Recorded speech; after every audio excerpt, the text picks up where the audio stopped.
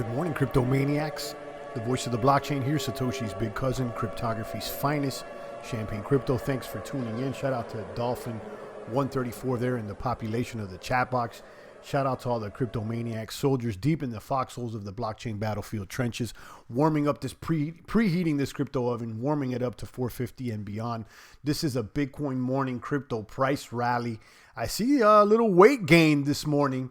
And it looks like a good thing. We'll be talking about the charts and see where this price is headed. Will we crack 8,000 today or not is the big question. Shout out to Dolphin134 there in the population.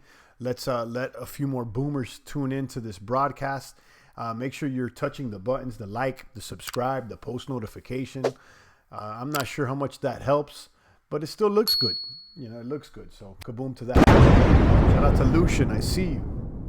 Guys, make sure you head out over there to DLive and follow me. I did a nice stream on Saturday, New Year's gym motivation, where we did a Larry Wheels edition. We got back into the diet and the exercise talk and that motivation. I was able to show some lifting videos, and some boomers were in the chat box, and we had a good time. And I encourage you guys to check out the replay. It's about an hour stream, and it's there.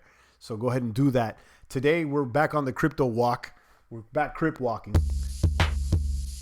And we'll be talking about this price rally. Bitcoin morning crypto price rally is looking good. Finally broke through that resistance of about 73, 74. It seems like we were stuck there for some time.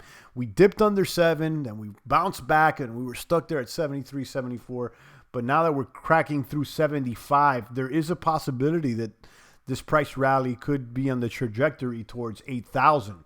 Which is a good thing. Let's see. I was expecting some sort of a sell-off right with the new year, which did occur. I think it was the second or the third. The price dipped to about 67, and then as soon as the news of the drone strike on the Iranian leader was announced, the prices spiked. And it's usually the case. Global uncertainty usually correlates to a price spike in Bitcoin, and it seems with all this, World War III talk, all this hype and all these tweets and all these headlines, all that fear that's out there, because that's what the media does, is they sell you the fear. It seems like it has correlated into a price increase for Bitcoin, at least for the short term, for the day or whatnot. And I believe that gold is up as well. I think gold there trading about almost 1,600.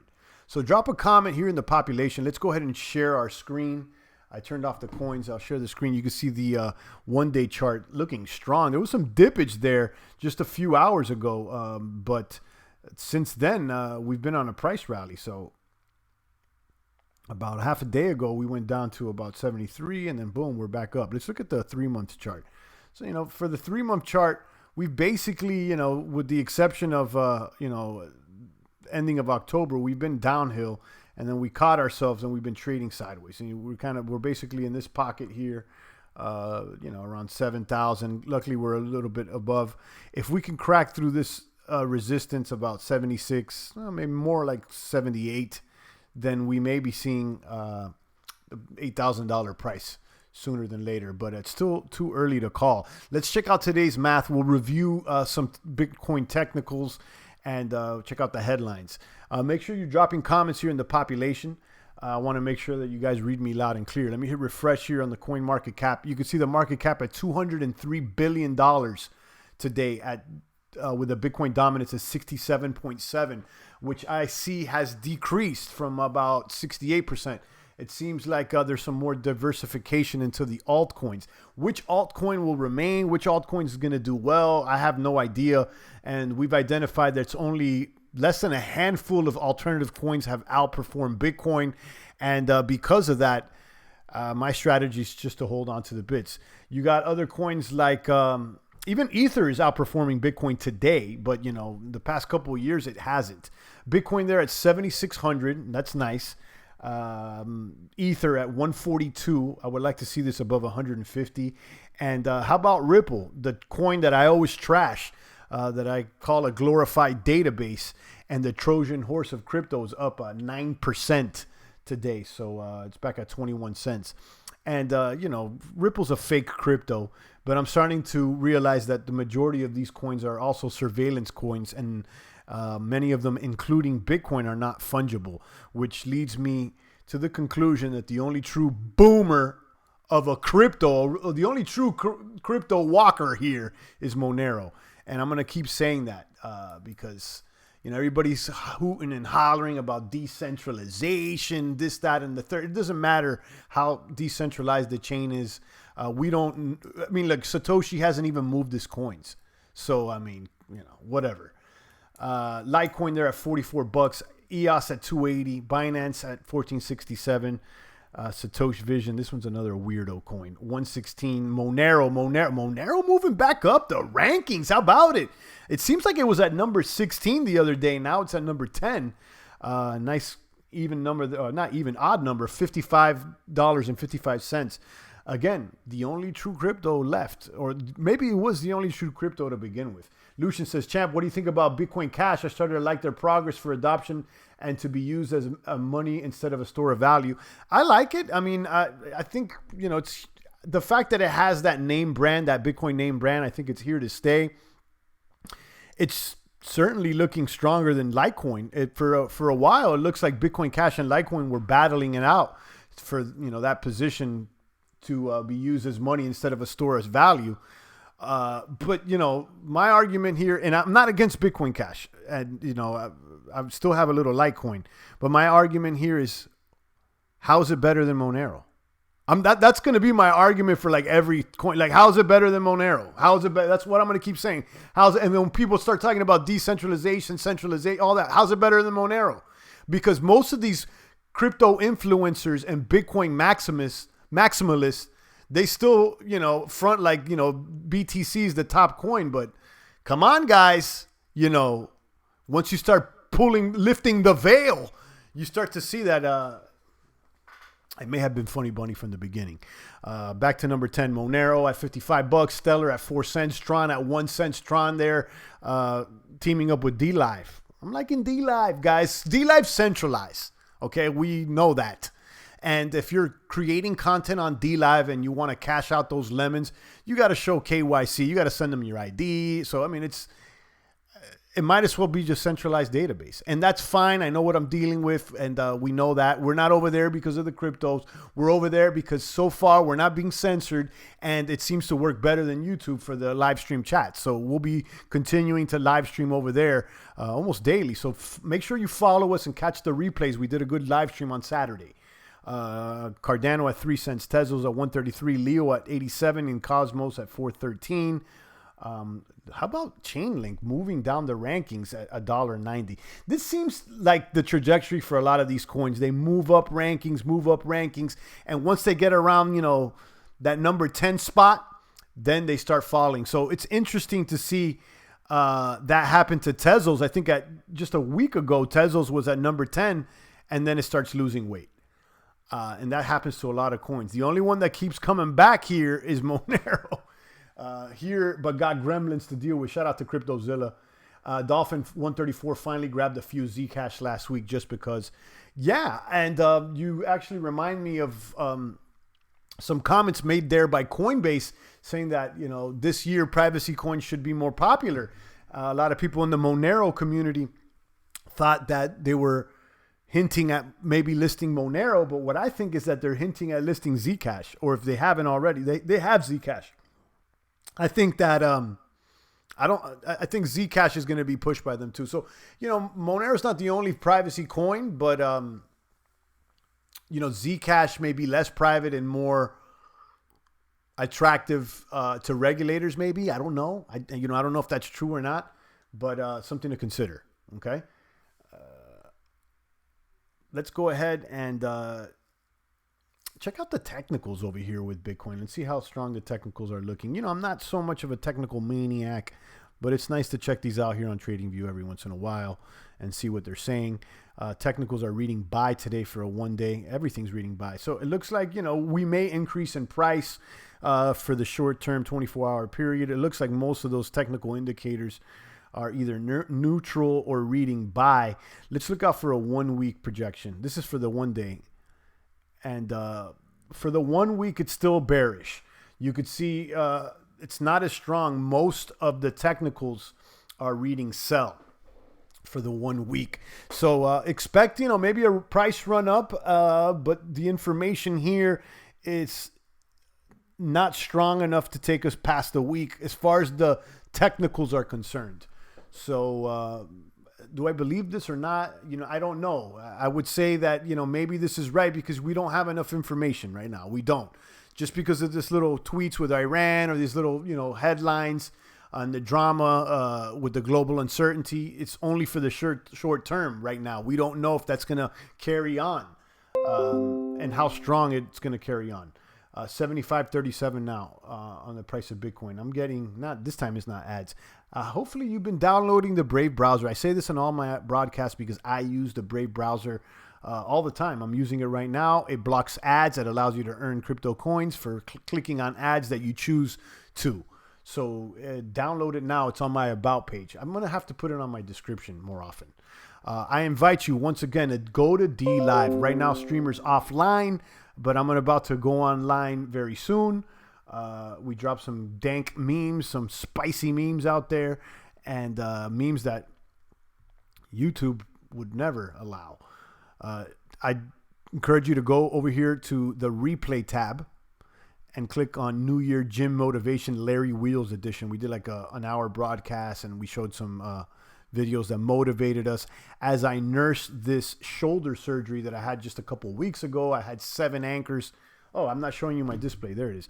You want to go over here to this page, click on replays and click on this video, New Year Gym Motivation Larry Wheels edition. As I nursed this shoulder surgery that I had just a couple weeks ago, they put 7 anchors in my shoulder. I tore my labrum and I did an orthoscopic surgery to repair it. So I've been nursing it. And if you followed me been following me, I had a good run in 2019 as far as the fitness and the health. And I was doing self-improvement live streams every Friday where we talked about crypto diet and exercise and what worked for us, the strength training that worked for us. So I had a great year. I hit most of my goals with the exception of a few reps on my deadlift. But I felt strong. Unfortunately, I ended the year with that repair. But the way I look at it is that I'm one step ahead now on the recovery process. So in that video, I shared what my plans are and my intent to, share and document that recovery process with you maniacs. And we're going to be doing more of that. So go ahead and go over there to DLive and check it out, because not only are we talking about crypto, we're talking about self-improvement.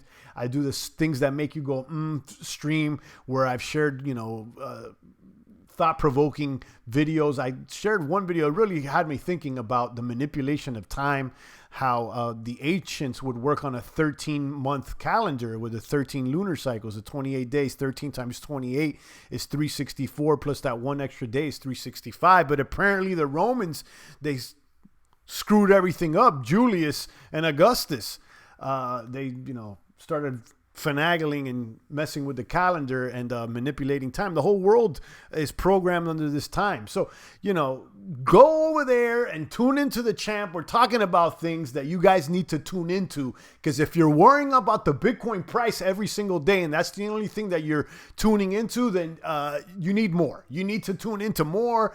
And I just don't need you just focusing on the price every day, okay? This thing is going to be, the price is going to be what it is. I don't expect it to go much lower. I think it's pretty evident now that $6,500 is about the low. Maybe $6. I don't see things going under $6. So, while things may dip lower, under 75 for the short term coming in the next week, I don't expect it to go under $6 anytime soon. And in fact, as we approach the halvening, I would expect some sort of a price run. Although, to be honest with you, boomers, I do not believe that the price is going to run up as much as many people have expected to all-time highs and beyond. That I don't believe. I think we're going to come up short. Okay. But either way, we should be trading above $10,000. And that's been my goal for 2020. And I've said it. The goal for 2020 is to maintain the price of Bitcoin above $10,000 for the majority of the year. Okay. Which is something that hasn't been achieved yet. We certainly achieved above 5,000 for the majority of 2019, but the price of BTC has never hovered above 10K for the majority of any year. So before we go back to the all-time highs and this 100, 200, 300, $1 million price predictions, you guys need to slow down. And that being said, I saw that McAfee, he said that, that tweet that he said about eating his penis if the price didn't go at a certain to 250, he said that was all hype. It was just to promote Bitcoin. Now he's doubling back. He's walking back on that statement, saying that, Bitcoin's old tech and there's other stuff. So it's funny how he's changing his mind. That's funny. Drop a comment, guys. Let me know what's shaking and baking. CryptoZilla's here. Dolphin 134, Lucian Bobak, and the rest of the maniacs. Let me know which coin besides Bitcoin that you are interested in here for the new year. I'm still, someone actually made a good suggestion on DLive the other day, saying, Champ, you should do a new crypto portfolio for 2020. And I think that is a good recommendation. I think it was like XPO or JoJo. One of you boomers, let me know about that. So if you followed us last year, we started a portfolio with $10,000 virtually, and we managed that portfolio for most of the year before, taking our virtual profits when we grew that portfolio to about 21 or 22,000. And at that point, we stopped with the portfolio. So we could start a new one from scratch, all virtual, obviously, but we made some trades here. We got in and out of altcoins. I think that was fun. So drop a comment. Let me know if you'd like to do that again. Maybe this month we can start, here in January with a brand new portfolio with 10,000. That way it's an easy number to follow. And, it's all for educational entertainment purposes. You guys know the deal. So we got 16 concurrent viewers. Shout out to the maniacs. Make sure you hit the likes. I don't know how much that works, but it looks sexy. Let's check out the headlines to see if there's any sexy headlines out here. And again, I'm going to tell you guys, DLive, do it. Go over there right now. And actually, I'm going to finish this stream off on DLive, how I've been doing, because I don't want to give YouTube all the juice. Bitcoin eyes price breakout amidst U.S.-Iran tensions. Yeah, I mean, listen, global uncertainty, anything that's uncertain. And I think it's speculators, of course, global uncertainty always, not always, but usually correlates to a increase in precious metals. And I think those that are getting into Bitcoin are speculating that those that are buying metals will probably buy bits as well. And sometimes, it does go that route. This year I will accumulate just big cap coins, says Lucian. Bitcoin 50%, ETH, Bitcoin Cash, Dash, and some Maker another 50%. I like that. I think that all those coins are cool. The only one I question on that list is Dash. And, Dash is a trailblazer, the first hybrid blockchain, proof of work, proof of stake. But that being said, it's been quiet for the Dash community. And, I don't know if there's a future or not. I just haven't heard anything going on. I like the coin. And, so it just makes me wonder. Now, ETH, I think, is going to be here to stay with the DeFi and, of course, Maker. Bitcoin Cash has the name brand. But again, when all the coins, the peer-to-peer currency coins are discussed, I always go back to how is it better than Monero? How is it better than Monero? G Torres is talking about Theta. We had Theta in our virtual community portfolio for a while. Theta is a video platform streaming service. And it did well momentarily. I think we sold at a profit virtually. I'm not sure what we did with it, but I've been stuck on DLive for the past month. So, and not because of the crypto, not because of the lemons or anything, but, as far as blockchain streaming services, that's the one. For Dash, I like its adoption tech community. I think it will stay. I do like its community. I like its governance model, the treasury. It has some innovative ideas. And I know that we're trying to promote in Venezuela, but it seems like most of the Venezuelans are, handling Bitcoin instead of Dash. So, all the best to Dash. I like it. It's just been quiet for them, Lucian's here, G Torres, CryptoZilla, Dolphin 134. Head over to D Live. Now I'll be firing up a live stream in just a moment. Tron now is supporting that D Live. Tron is centralized, like most of these coins. And I'm still doing my research and gathering my thoughts of this centralization versus decentralization debate. I think it goes a little bit deeper, and I think the crypto community is still enamored and in romance with the idea of decentralization. It just sounds good, right? It's like decentralization. Oh my gosh, it sounds great. But is it always better? Probably not. I'll be honest with you guys. There is benefits to centralization. And I was thinking about this the other day that I got my surgery or whatnot. What if I did my surgery with an automated system, a smart contract, let's say, a decentralized surgery system that I go there and, somehow the machine does it decentralized. Let's say, what if it screws up and my whole thing was messed up? I would have no real recourse to make any claim against a decentralized system.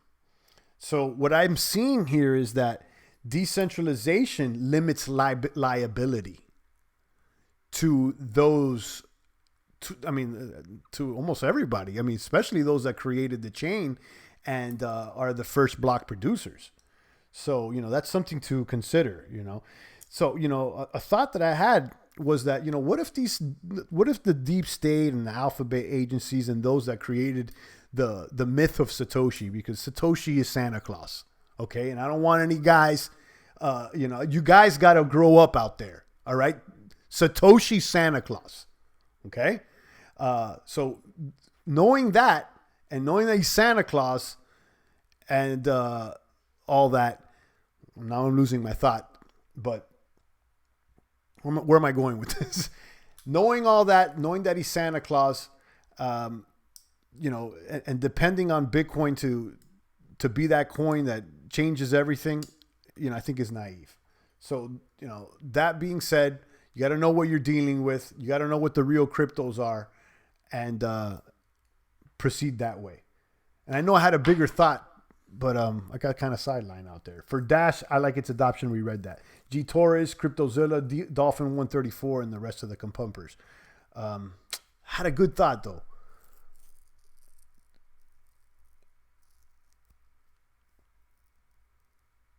So, yeah, if Bitcoin was created by the state and it's going to, or not the state, let's say the deep state or whatever alphabet agency, then it's going to be here to stay. And it's a good thing that it's not fungible for them, not for us.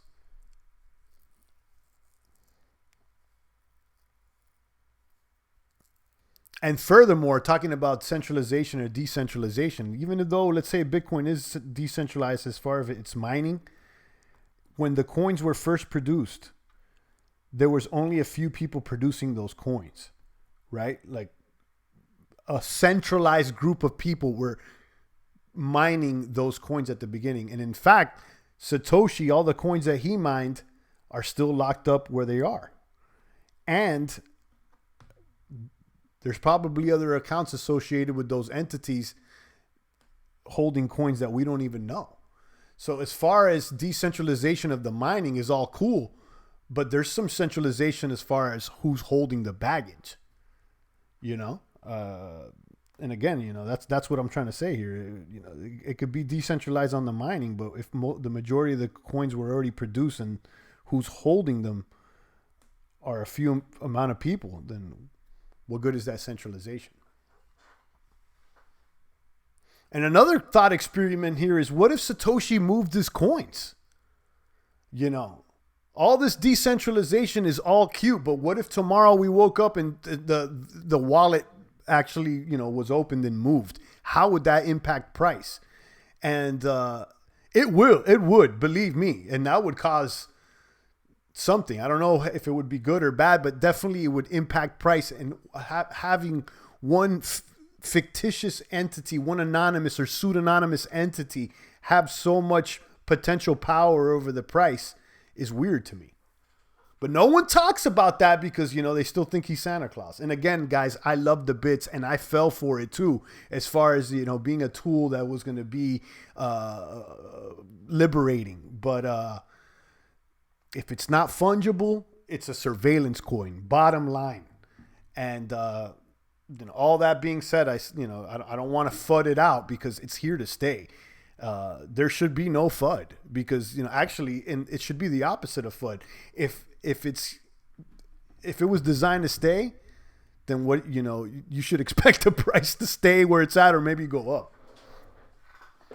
So, less reason to be concerned of it going away. On that note, guys, I'm going to encourage you to go to DLive. I'm going to go ahead and continue this stream on DLive right now. Bitcoin morning crypto price rally as we propel to 7,600. It looks like we did touch 76.14 is the day range at the high. Let's see if we can get to 77, 78. Lucian, G Torres, Dolphin, I would like to see you there on DLive. You guys don't even have to sign up to watch the stream. You just click on the link and go there. If you like to talk in the chat room, you got to sign up. It's free. And yeah, do it because it's fun. And I encourage you guys, if you want to make content, if you want to stream, let me know. And I'll do my best to promote you guys. If you're a boomer and you're creating content and you're over there on DLive, I'll do my best to throw people your way, show up on your stream, and, support each other. And we've had some people just drop by on DLive, show love, and I appreciate it, guys. So, it's funny. I want you guys looking at the numbers. We have about 14, 15 concurrent viewers right now. That's with a subscriber base here of over 14,000 people. On DLive, I have less than 100 people subscribe to the champ, and I get about 10 people viewing live. So if that's not evidence of YouTube manipulating and shadow banning the numbers, I just don't know what is. So on that note, let me go ahead and move over to a platform that's a little bit more welcoming.